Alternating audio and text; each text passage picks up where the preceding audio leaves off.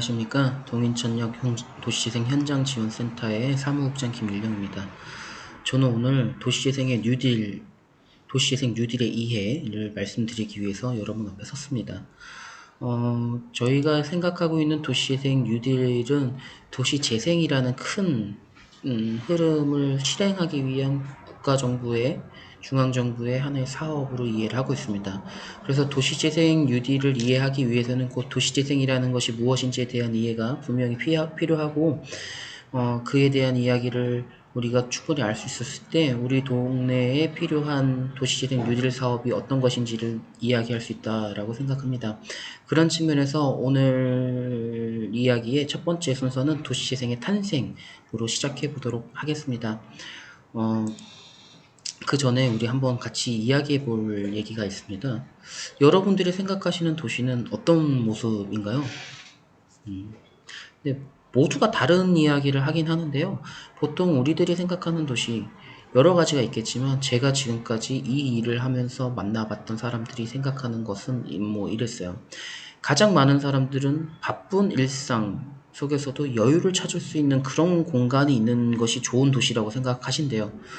그러니까 나의 일이 굉장히 바빴지만 집에 돌아와서는 좀 여유를 느낄 수 있는 그런 공간이 좋은 도시의 모습 아니겠냐 라고 말씀을 하시고요. 또 어떤 분들은 공원, 강, 이렇게 산책하거나 자전거를 탈 수 있는 그런 도시가 좋은 도시다라고 생각하시는 분들이 많고, 또 이런 것들은 이제 많은 신도시에서 느낄 수 있는 우리가 원하는 도시의 모습으로 가고 있는 그런 것들도 볼 수 있죠. 또 어느 지역에서는 아이들과 함께 대화할 수 있거나 이런 공동체가 꽃피는 그런 도시들이 또 좋은 도시다라고 이야기하시는 분들도 계시고요. 또 어떤 분들은 모든 사람들이 공평하게 참여를 해서 지역의 변화를 만드는 것이 가능한 그런 마을을 활성화시키는 것이 원동력이 될 수 있는 그런 도시가 좋은 도시다라고 말씀하시는 분들도 계셨어요.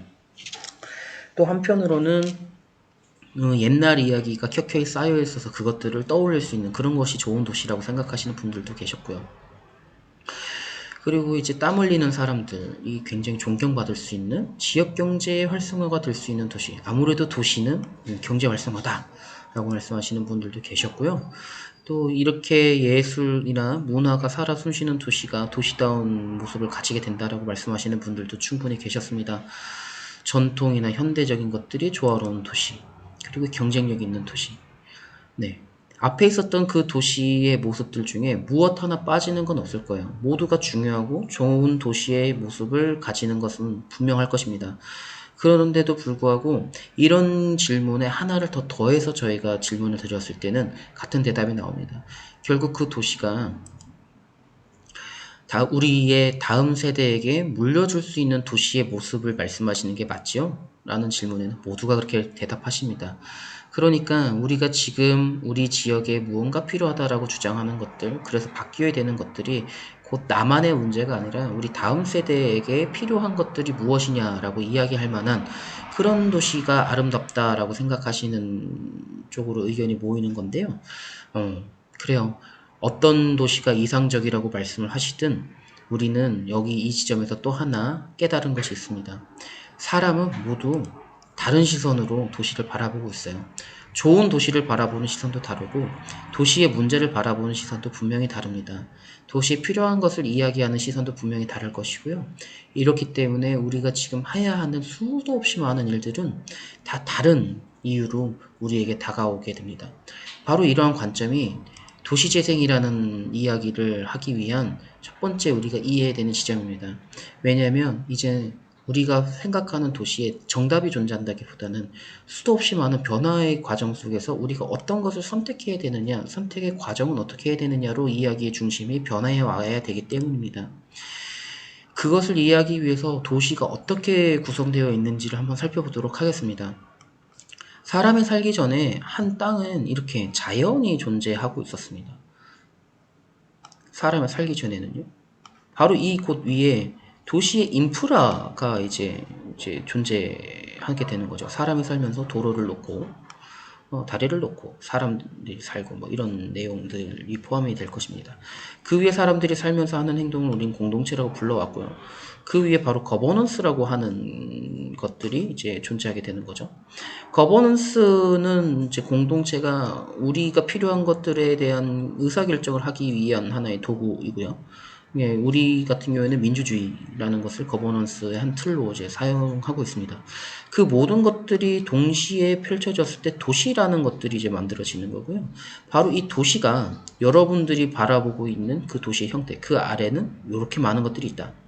그런데 이런 것들을 또 바라본 해석의 방향도 시대마다 굉장히 또 다른 모습을 가지게 돼요. 자연이라는 것이 일단 존재했다라고 했잖아요. 이곳에 사람이 살면서 정주하게 돼요. 정주한다. 그러니까 머문다는 뜻이죠. 머물기 위해서 필요한 것을 자연 위에 설치했을 경우에 자연 위에 구조물을 설치할 경우는 인프라가 되는 것이고 사람이 살기 위해 설치한 구조물은 건축물이 됩니다. 그래서 자연과 구조물과 사람이 서로 어우러져서 도시의 모습을 만드는데요. 이걸 만들기 위한 활동이 공동체고 만들기 위한 의사결정이 거버넌스라고 이제 이해를 하면 되는 것이죠. 근데 여기서 이야기하는 이 사람이라는 것은요.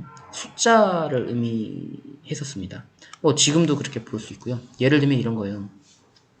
인천광역시 인구가 올해 300만 명에서 한 10년쯤 후에는 330만 명이 된다라고 가정을 해봅니다.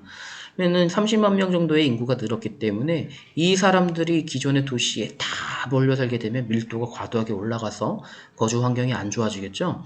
그래서 이 사람들이 머무를 수 있는 공간이 필요하고 그 공간이 어느 정도 크기인지 얼마나 많은 사람이 그곳에 머물러야 하는지 그러면 그곳에는 무엇이 필요한지 그곳과 지금 우리가 사는 공간을 어떻게 연결할지 어떤 도로가 필요한지 이런 이야기를 하게 되는 것이 우리가 흔히 알고 있는 도시계획의 기본적인 개념입니다. 하지만 인구가 줄어들고 있는 도시에서는 어떻게 해야 할까요? 인구가 줄어들기 때문에 사람들이 살아야 되는 면적을 줄이고 그곳을 연결했던 도로를 없애고 그곳에 있는 학교를 없애고 뭐 이런 식으로 결정할 수 있을까요? 이미 만들어진 걸 없애는데도 비용이 들어가게 되죠. 그래서 우리는 그런 식으로 결정할 수가 없습니다. 그러니까 사람의 숫자가 줄어드는 시대에서는 사람의 숫자가 아닌 사람을 다른 방식으로 보는 접근의 전환이 필요한 거고요. 이런 경우에 도시재생을 했던 사람들은 사람과 사람의 관계를 중심으로 도시를 바라보게 됐습니다. 이 이야기는요. 사람의 숫자보다 사람과의 관계 속에서 등장하는 경우의 수가 구조물을 채울 수 있는 방법들을 제공할 수 있다라는 개념에서도 이해할 수가 있는데요. 한 사람이 한 공간을 점유할 수 있겠지만 만약에 그 사람이 10가지의 행동을 한다 그러면 그 10가지 행동을 위한 공간이 필요하게 되니까 사람의 숫자가 줄어들더라도 사람과 사람이 함께하는 행동이 늘어나게 되면 그 구조물을 사용할 수 있다라는 개념입니다. 그러니까 우리는 사람과 사람 사이의 관계에 주목할 수밖에 없고요. 사람이 사람과 함께하는 활동을 공동체라고 부를 수 있고 우리가 공유하고 있는 하나의 가치는 문화라고 이야기할 수 있어요. 이 문화가 시간의 흐름에 따라서 계속 적층되게 되면 우리는 그것을 역사라고 불러오게 된 것이죠. 이처럼 당연히 우리 주변에 있었던 그 개념들이 이제 인구가 줄어드는 시점, 앞으로 세상이 변화하는 이 시점에 우리한테는 또 다른 개념으로 접근되게 되는 것입니다. 근데 이러한 개념 속에서 우리가 하나 눈치챌 수 있는 것은 도시를 구성하는 요소 중에 사람이 하나의 숫자일 때는 큰 변화가 없는 거죠. 300만 명이나 301만 명이나 그 차이는 사실 미미한 정도의 비율 차이밖에 없을 텐데 사람이 변화하는 상수다, 사람의 관계로 변화한다라는 거는 활동이 얼마나 있느냐 없느냐에 따라서 도시가 움직일 수 있느냐 없느냐를 결정할 수 있는 거죠. 근데 단적으로 이번 코로나 사태 때도 사람들의 활동이 멈춰버리니까 도시의 기능이 이제 정지되는 뭐 이런 것들 사람의 실제 숫자보다는 그 활동이 더 중요하다라고 이야기하는 주장에 힘을 실어주는 것 중에 하나였고요. 근데 어찌됐든 간에 이런 속에서 우리가 알아야 되는 것은 사람이 변화하면 시간에 따라서 변화하기 때문에 사람은 그 시간의 흐름에 따라서 행위가 바뀌고 생각이 바뀌기 때문에 도시의 구성 요소 중엔 하나인 사람이 바뀐다는 얘기고요. 항상 바뀐다는 얘기죠. 그러니까 시간이 흐르면 도시는 변화한다라는 대전제를 형성하게 됩니다. 곧 도시는 살아 움직이는 거대한 생명체가 같고요. 도시 자체가 구조물이나 자연이 변화하지는 않잖아요. 쉽게 빨리 변화하지는 않아요. 그러니까 도시를 변화시킬 수 있는 것은 곧 사람이고 도시의 외부 환경이 변화했을 때 그에 대응할 수 있는 것은 하나의 거대한 구조물이나 자연적인 변화보다는 그 안에 살고 있는 사람의 대응 역량이 곧 그 도시의 역량을 대변하게 되는 이런 이제 논리 구조까지 연결되게 되는 것이죠. 그렇기 때문에 사람에 대해서 굉장히 집중할 수밖에 없어요. 근데 이런 이야기를 우리가 흔히 볼 수 있었던 도시재생의 그림과 한번 연결시켜 보면요. 도시가 성장한 후에 쇠퇴하게 된 시점까지는 우리가 잘 이해하기가 쉽습니다. 근데 이 쇠퇴한 도시를 특정한 가만히 있어도 재생이 될 수도 있고요. 재생을 촉진하기 위해서 재생 사업을 할 수도 있는 것이죠. 근데 어쨌든 뉴딜 사업을 하게 된 곳은 이걸 촉진하기 위한 사업을 지금 진행하고 있는 것이고, 우리의 궁극적인 목적은 쇠퇴됐던 지역을 다시 한번 재도시화를 시키는, 도심의 기능을 다시 복귀시키는 이런 쪽의 이제 목적을 가지고 있다고 해도 과언은 아닙니다. 하지만 도시 재생이라는 큰 흐름 속에서 바라보게 되면 이렇게 해서 성공했다고 해서 다시 그 도시가 성장하더라도 또다시 쇠퇴가 된다라면 사실 그렇게 큰 의미는 없거든요. 근데 이렇다라고 할 때 아까 말씀드린 것처럼 사람의 대응 역량이 좋아지면 그 도시의 경쟁력이 올라간다라는 전제에서 보게 되면 재도시화가 되는 과정에서도 사람의 역량이 높아서 많은 활동을 만들어낼 수 있다 그러면 재생해서 성장하는 그 곡선이 다른 데보다 가파를 것이고요. 언젠가 어쩔 수 없이 다가오는 쇠퇴의 시점에 기민하게 대응해서 하락의 곡선을 완만하게 만들 수 있을 것이고, 그것이 다시 그 재생의 테마에 들어왔을 때 강력하게 올라갈 수 있는 이런 구조를 지속적으로 반복시킬 수 있는 것입니다. 근데 그렇다면 우리에게 당면한 시대가 어떤 시대이기 때문에 저성장 시대부터 시작해가지고 우리에게 당면된 시점이 어떤 시대이기 때문에 우리가 이런 점을 생각해야 되는지 한번 살펴보도록 하겠습니다. 우리한테 주어지는 경제 성장률은요, 굉장히 오랜 시기 동안 세계 경제 성장률을 하회하는 수준을 보이고 있습니다. 항상 이것 때문에 이제 경제 정책이 잘 됐니 못 됐니 다투기도 하는데요. 근데 실제로 이 다음 그래프를 보시면 조금 생각이 바뀌실 수 있을 겁니다. 여기가 호주, 캐나다, 일본, 미국의 그래프입니다. 여기가 OECD 평균이고 여기가 이제 우리나라죠. 보시는 것처럼 세계 주요 선진국과 대비했을 때 우리나라의 경제 성장률은 굉장히 훌륭한 지표를 보이고 있습니다. 근데 다시 이야기하면 우리 경제가 선진국을 점점 닮아갈수록 경제 성장률은 낮아질 확률이 점점 더 높아질 것이고요. 지금의 성장률보다 더 낮은 성장률을 보이게 된다면 저성장 국면은 조금 더 깊어질 것입니다. 바로 이러한 지점들 때문에 우리가 생각할 수 있는 법의 안에서 저성장은 단 한 번에 겪어 나가야 되는 일시적인 것이 아니라 지속적으로 우리가 겪어 나가야 되는 문제라고 해석할 수 있게 되는 것입니다. 그리고 또 하나 당면한 과제 중에 하나가 고령화 시대이죠. 우리나라의 고령화 지수는 굉장히 급격하게 증가되고 있다는 것을 이제 더 이상 설명하지 않아도 모두가 알 수 있는데요. 실제로 더 큰 문제는 이런 거예요. 앞으로 이제 고령화 시대가 점점 더 진행이 된다는 것은 돈을 버는 사람보다 돈을 사용해야 하는 사람이 더 많아진다는 얘기고, 우리 아이들이 그 부양해야 되는 인구가 점점 늘어난다는 것이기 때문에 나라 전체적인 관점에서 봤을 때는 벌어들이는 거는 줄어들고 써야 되는 돈은 늘어나는, 그냥 둘 중에 하나 선택해야 되는 상황이 돼요. 벌이를 획기적으로 늘리거나 씀씀이를 줄이거나. 그런데 한번 생각해보죠. 저성장이 고착화가 되고 그게 더 심화된다고 하면 벌이가 급격하게 늘어날 확률은 거의 없는 거죠. 그렇기 때문에 씀씀이를 줄이기 위한 판단을 할 수밖에 없는데요. 생각을 또 해보면 한 번 늘어난 씀씀이를 줄이기가 어렵지 않습니까? 씀씀이를 줄이기 어렵다라는 것은 결국에는 이제 지출을 더 줄이지 못한다는 얘기는 수익을 늘려야 되는데, 이 부분에 대해서 굉장히 어려운 딜레마에 빠질 수밖에 없는 것이 현실인 것이죠. 이렇기 때문에 앞으로 미래가 지금보다 조금 더 동력을 얻기가 어려워질 거라고 예상하는 건 너무 쉬운 것이고요. 또 이것은 또 고착화될 확률이 더 높은 것이, 예전에 땅에서 농사를 짓던 1차 산업 의 시기보다 2차 산업이 늘어날수록 우리가 기술을 배워라라는 말을 많이 했었잖아요. 근데 이 기술을 배우던 사람들이 지금 창업을 해야 된다라고 해서 벤처 붐이 불거나 이럴 때는 기술을 배우는 게 아니라 스스로의 아이디어, 그러니까 지식이 필요했죠. 그래서 이제 공부를 더 많이 시키셨었고, 그래서 이제 공부를 많이 해가지고 진입할 수 있었던 서비스 산업들도 이제 굉장히 큰 것으로 늘었어요. 하지만 올해 뉴스 보셨는지 모르겠지만 이제 대학도 더 이상은 이제 성공의 보증수표가 되지 못합니다. 미달나는 대학도 수두룩하게 많아지고 있고요. 그리고 또 하나 4차 산업의 등장이라는 거는 이 3차 산업의 부가가치를 더 늘려주는 쪽으로 이제 발전을 할 수밖에 없기 때문에 3차 산업의 경험이 없는 사람이 바로 진입하기는 또 어려운 구조를 가지고 있어요. 그렇기 때문에 이 어려운 상황에서도 4차 산업이 등장하게 되는 구조 변화가 왔을 때 그곳에 진입할 수 있는 사람과 없는 사람의 양극화는 더 심해질 수밖에 없다라고 생각할 수 있어요. 이 어려운 상황에서도 이제 점점 그렇게 되는 것이죠. 근데 청년의 입장에서는 그 3차 산업에 한번 투자됐었던 그 기회를 얻지 못했기 때문에 4차 산업에 바로 진입하기가 어려워서 당장에 취업을 하기가 어려운 여건이 될 확률이 높습니다. 4차 산업의 비율이 많으면 많아질수록 그 비율은 점점 심화될 것이고요. 우리의 청년들, 바로 사회에 갓 진입하는 친구들이 이 사회에서 요구하는, 그러니까 점점 증가하는 산업들, 새로운 사람을 요구하는 산업은 4차 산업인데, 실제로 4차 산업에 진입하기 위한 3차 산업의 경험이 부족하기 때문에 단순히 아이디어로 해결되는 것은 아니거든요.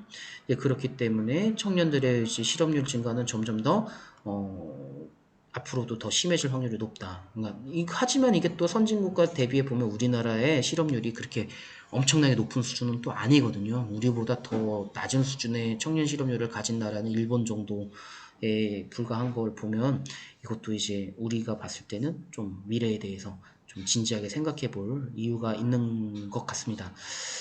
이렇게 청년들이 실업률이 증가하고 그 점점 더 어려운 여건이 된다라는 것은 우리 시대가 이제 우리 나라 전체가 잘 먹고 잘 사는 것도 중요하지만은 도시 간의 문제, 도시 간의 경쟁을 통해서 지역의 동력을 확보해야 되는 시대에 접어들었다라는 이야기로도 기결이 될 수 있어요. 그러니까 우리나라 안에 있는 얼마 안 되는 청년들을 데리고 도시 간 경쟁을 해야 되는 우리나라에는 얼마 안 되는 자원, 성장이 이제 정체되고 앞으로 우리가 번 것들을 좀 더 많이 나눠야 되고 그리고 그런 비율을 조금 더 유리하게 만들기 위해서는 도시 간 경쟁을 해야 되는 그런 시대에 이제 직면하게 된 것이죠. 안타깝게도 도시 재생을 해야 되는 지역들은 이런 도시 경쟁에서 조금 밀려난 지역과 가깝기 때문에 우리한테는 조금 더 진지하게 이런 상황을 살펴볼 필요가 있습니다.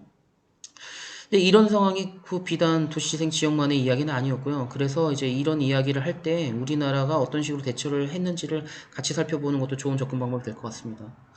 근데 흔히 우리나라에서 도시를 만든다라고 하면 이렇게 아름답고 훌륭한 야경을 생각하는 경우가 많았고요. 네, 이런 것들이요. 그리고 이제 우리는 이제 개발이나 발전을 같은 뜻으로 이제 받아들이는 경우가 많았죠. 이제 한켠에는 이렇게 철거되면서 이제 사회 문제가 되기도 했고요. 철거 자체가 나쁘다 뭐 이런 게 아니고요. 철거되면서 생기는 사회적 약자들의 문제가 해소되지 않고서는 이 문제가 다른 지역에서 또 반복된다라는 이야기를 하고 싶은 거예요. 어떤 지역 같은 경우는 이렇게 통으로 뭐가 없어지면서 또 지역의 기업들이 사라지게 되고 도시는 새 것으로 바뀌었지만 그곳에 있었던 이야기들이 사라지면서 어떻게 보면은 삶의 이야기는 이제 사라지는 그러니까 새로 들어와서 사는 사람들을 제외한 다른 사람들한테는 썩 좋을 것은 없는 그런 환경을 만들기도 하죠. 근데 그럼에도 불구하고 그냥 내비둘 수는 없는 것이요. 이렇게 한번 비어진 집을 그대로 방치하게 되면 이 주변이 다 같이 슬럼화가 이어지게 되고 그것이 지역을 흉물로 만들어내서 점점 더 안 좋은 여건을 만들기 때문입니다. 근데 이런 것들 또 오래 두게 되면 재개발 이런 거를 오래 묶어두게 되면 그 지역엔 또 갈등이 싹트게 되면서 또 다른 발전을 위한 움직임을 진행하는 게 더 어렵게 됩니다. 그런 것들을 우리는 굉장히 오랜 해 동안 지켜봐 왔고 그런 것에 대한 고민을 하게 되는 거죠. 과연 이 길이 맞는 건지 의문이 생기기 시작하고 다시 한번 생각해 보는 거예요. 누구를 위한 도시인지 우리가 이렇게 하는 것이 과연 맞는지. 전국적인 현황을 보면 점점 앞에 있는 지금의 상황들은 점점 극심해지고요. 세태도시가 이렇게 늘어나는 것은 이제 확인할 수 있겠는데 세태되지 않는 도시들은 결국 지역의 경쟁력이 뛰어난 도시 간 경쟁에서 승리한 지역들로 이제 한정되는 거거든요. 그런 지역들이 어떤 지역인가를 보면서 정부는 고민하게 되는 겁니다. 그래서 이제 결국에는 예전에 있었던 집들을 철거하고 새로 짓게 되면서 깔끔하게 만들어내는 것들이 분명히 한계가 존재한다. 그런데 그 한계 중에 가장 확실하게 와닿는 것은 언젠가는 다시 낙후됐을 때 그것을 다시 노후 주거지로 간 걸 다시 재개발을 할 수 있을 것이냐? 인구가 계속 늘어나고 경제가 계속 좋아진다라면 이게 충분히 가능하겠지만 앞으로도 계속 그럴 수 있을 것이냐? 여기에 의문부호가 굉장히 오랫동안 지켜왔었고요. 그렇기 때문에 노후 주거지를 재개발하는 것이 가능한 지역은 도시 간 경쟁에서 승리한 지역은 충분히 이제 검토할 수 있는 내용이 되겠지만 실제로 우리가 많은 지역에서 바라봤을 때는 꼭 재개발이 정답이 될 수는 없다. 그러니까 재개발이 되지 않는 지역은 어떻게 할 것이냐에 대한 질문에 대답을 해야 할 필요성을 우리가 많이 느끼게 된 것이죠. 그래서 근본적으로 재생의 시대에 접어들어서도 우리가 해야 되는 거는 이 물리적인 환경을 어떻게 좋게 만들까에 대한 이야기예요. 그러니까 물리적인 환경을 좋게 만드는 거는 좋은데 아까 앞에서 이야기했었던 사람을 숫자로 보지 않고 관계로 본다라는 거를 한번 집중을 해보죠. 그러니까 관계로 보는다는 것은 그곳에 뭔가 활동이 일어난다는 거죠. 그러니까 삶의 이야기에서 보면 생활을 한다는 뜻이 될 거예요. 그러니까 우리가 만들어내는 이 물리적 환경에 사람들이 생활을 해야 되는 생활지생, 공동체 활동을 이끌어내야 된다라는 이제 명제가 하나가 만들어지고요. 그런데 이 사람들이 활동을 하는데 그곳에서 충분한 이제 부가가치가 창출되지 않는다라면 아마 이게 계속 유지되진 않겠죠. 나의 상업을 포기하면서까지 공동체 활동에 투자할 사람은 존재하지 않을 테니까요. 그러니까 우리가 하고자 하는 이 활동이 부가가치를 창출할 수 있는 그런 구조를 만들어내고 이런 것을 사회적 경제라고 이제 이야기를 많이 하는데요. 이런 것이 지역의 물리적 환경을 개선시키는데 다시 재투자될 수 있는 흐름을 만들게 되면 한번 허물고 다시 지어가지고 천편일률적인 주거지를 만드는 것보다는 조금 더 다른 측면에서의 대안을 제공할 수 있지 않을까 이런 생각을 이제 하게 된 겁니다. 그러니까 재개발이 꼭 좋다 나쁘다 이런 걸 떠나서요. 이런 접근 방법이 존재했다. 이것이 도시재생이라는 것을 바라보는데 의미가 있다. 뭐 이런 것을 생각하시면 되겠습니다. 그러니까 재개발을 하지 말자가 아니라요. 재개발을 할 때 하더라도 생활재생과 경제재생을 함께 생각하면서 지속 가능하게 해야 된다라는 쪽으로 방점이 찍혀 있다라고 보시면 좋겠습니다. 이런 정책의 변화는요, 예전에 이제 신도시를 개발하던 시점부터 끊임없이 변화해 왔던 거예요. 도시화율의 증가나 국민소득의 증가, 주택보급률 증가하는 거에 따라서 조금씩 도시를 바라보는 관점이 변해왔던 거고요. 지금의 시점을 넘어선 2020년 이후의 시점에서는 앞으로 어떤 흐름이 만들어질지는 우리가 조금 더 살펴봐야 되는 것이고, 이런 변화에 기민하게 대응할 수 있었던 지역들이 지금 우리에게 선택받을 수 있는 그런 주거지, 그런 상권, 그런 거점으로 탈바꿈할 수 있었다라는 점을 유의 깊게 살펴보시면 좋겠습니다. 어찌됐든 정부에서는 이러한 문제들을 해결하기 위해서 근래에 드러내서 했던 도시적인 정책으로 도시재생 뉴딜 사업을 꺼내냈어요. 도시재생을 하기 위해서 그 국토부가 지원하는 사업의 명칭이 도시재생 뉴딜 사업인 거죠. 그래서 매년 이제 500곳 정도의 사업을 하기로 2007년에 공약을 냈었고요. 지금까지 약 397개 정도 사업지가 전국에 존재하고 있습니다. 그 중에 다 끝난 것도 있고 진행 중인 것도 한창이 있는데요. 네, 어찌됐든 간에 이것들은 주거 환경을 개선하는 것뿐만 아니라 경쟁력을 회복하는 것이 가장 중요한 그런 목적을 가지고 있습니다.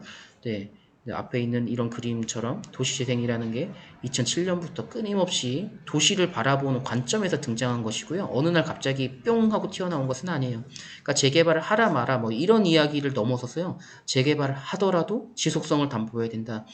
위기가 왔을 때 극복할 수 있는 역량을 키우려면 사람들의 그곳에 사는 사람들의 역량이 중요하다. 그 사람들의 역량을 키우기 위해서는 그곳에 오래 산 사람들이 더 많은 것이 중요하다. 이런 식의 의견들이 이제 나왔다라는 게 핵심입니다. 그래서 이런 도시재생 뉴딜 정책은 많이 보셨던 그림 같은데요. 살만한 공간이어야 되고 그렇기 때문에 우리에게는 집수리 사업이나 이런 것들을 진행을 하는 것이죠. 도시 경쟁력을 회복해야 되고 그렇기 때문에 상권 활성화를 해야 되고요. 거점 개발 사업이 이제 도시 재생 사업에 포함되는 것이고요. 사회 통합을 해야 되니까 주민이 참여할 수 있는 주민 공모 사업이나 이런 것들을 이제 진행할 수밖에 없는 거고요. 그 과정을 통해서 일자리가 창출될 수 있는 다양한 행동들을 만들어내야 물리적 환경이 개선된 곳에 사람들의 활동들이 일자리 창출에 이어지는 선순환 구조를 만듦으로써 외부의 충격에도 단단하게 버틸 수 있는 지역의 가치를 향상시킬 수 있는 그런 활동으로 연결될 수 있습니다. 네, 이런 것들이 실제로 일어났던 사례들이 어디가 있는지를 살펴보면서 오늘 일부 이야기를 마치려고 하는데요. 한번 같이 살펴볼까요? 이런 것들을 가능히 한 것들은 이제 지역에 대한 관심과 애정이었어요. 군산의 경우 이제 어떻게 변했는지 한번 볼까요? 여기에 보면 이제 고물상이죠? 고물상이고 여기는 오래된 일식 가옥들이 있죠. 이것들이 어떻게 바뀌었냐면요. 군산 같은 경우에는 우리 인천이랑 비슷해요. 인천이나 목포와 비슷하게 이제 여기는 일제 조개지였기 때문에 많은 이제 근대 문화 유산들이 있어요. 그것들을 하나로 통합해서 설명해 줄 수 있는 공간이 없었다고 해요. 개별로는 이제 저같이 좀 이 지역에 대한 공부를 하는 학생들이 알아서 찾아갔지만은 그렇지 않은 사람한테 관광지가 되기 위해서는 이런 정보를 통합해서 보여주는 것들이 필요했어요. 그래서 여기 이 지역, 아주 핵심 지역, 이거 아주 큰 도로잖아요. 이 지역에 있는 지역의 흉물들을 매입을 해서 하나의 이제 그 관광 거점을 만듭니다. 박물관, 그 관광 문화 안내소, 이런 것들을 만들게 되고요. 이 뒤에 이쪽 지역으로 문화유산들이 많았기 때문에 바로 여기서 사람들이 모여가지고 이쪽으로 안내받아서 나갈 수 있는 그 구조를 취하게 되고요. 중간중간 거점 중에 바로 여기 이렇게 일식 가옥들이 많은 곳에 뭐가 변했나 보시면요. 이 집이랑 이 집을 덜어냈어요. 그리고 이 집은 이렇게 이제 바뀌었고요. 지붕 색깔을 똑같이 맞추면서 조금 이제 디자인의 일체감을 좀 주지요. 그러면서 가운데 공원을 만들어 놓고 이거를 게스트하우스로 이렇게 변화를 시켜서 고우당이라는 이름을 줍니다. 이렇게 변하게 되니까 지역의 관광지로 달바꿈하기 위해서 필요한 시설들을 공급해주는 효과가 나오게 됐고, 결국엔 군산은 이런 시도를 굉장히 오랫동안 지속하면서 도시재생을 하는 선도 사례로서 이름을 날리게 됐던 것이죠. 그리고 사람들이 많이 몰려들게 되니까 그 사람들을 위한 서비스를 제공하는 사람들이 늘어나면서 지역 경제 활성화에도 충분히 도움이 됐습니다. 이제 이렇게 만들어진 거에 또 하나의 긍정적인 효과는 뭐냐면 군산 지역에 GM대우 공장이 문이 닫은 후에도 그런 외부 충격에 대응하기 위한 주민 활동이 굉장히 신속하게 일어났고요. 그랬기 때문에 여러분들이 지금 음, 경험하고 있는지 사회적인 변화를 이 사람들이 먼저 깨닫고 해야 되는 방향을 먼저 제안함으로써 또 다른 돌파구를 찾을 수 있는 경우의 수가 늘어났다. 우리가 선택할 수 있는 것들이 늘어났다라는 취지에서 이제 다시 한번 살펴볼 수 있는 기회가 되는 것이죠. 서울시의 사례도 이런 데가 있어요. 여기 보시면 좀 오래된 집들이 많죠. 그런데 이 지역의 특징은 1950년대부터 2000년대까지의 모든 양식의 건축물들이 한 골목에 다 있었다라는 거래요. 그래서 박물관 마을을 해놓고서 이제 이렇게 꾸며놨는데요. 이렇게 됐더니 이 골목골목이 지나가면서 담배 피고 침 뱉던 아이들이 사라지고 사람들이 찾아오면서 이 지역에 새로운 경제 효과가 이제 창출되게 됐습니다. 그런데 너무 잘 되니까 경제 효과가 너무 창출되니까 지가가 너무 올라버리고, 그러니까 임대료가 너무 상승돼가지고 기존에 사시던 분들이 나가게 되는 경우가 만들어졌어요. 근데 기존에 사는 사람들이 나가버리게 되면 지역에 대해서 고민하고 외부 환경에 대응할 수 있는 역량을 갖춘 사람들이 나가는 걸 의미하잖아요. 그러니까 쉽게 이야기하면 우리가 이런 활동을 함으로써 얻고자 하는 효과인 지역의 대응 역량을 키우는 데는 조금 이제 부족한 상황이 된 거예요. 그래서 이제 이런 것들을 대응하기 위해서 젠트리피케이션에 대한 대응 역량들을 이제 앞으로 요구하게 된 거고요. 창원 같은 경우에는 이유는 잘 모르겠지만 어, 왠지 모르겠지만 체육관이 많았던 도시라고 해요. 그런데 체육관이 너무 많으니까 잘 안 쓰는 거죠. 반면에 도서관 부족했다라고 이제 말씀을 하시는 분들이 많았는데요. 그래서 이게 체육관이에요. 이 체육관을 도서관으로 바꾸자는 지역의 이제 아이디어가 있었고, 그래서 이제 도서관만 만들어 놓으면 사람이 안 오니까 이 도서관 안에서 일자리를 이제 소개해 주는 그런 부스도 만들어 놓고 여러 가지 홍보 프로그램이나 다양한 프로그램들이 진행이 되죠.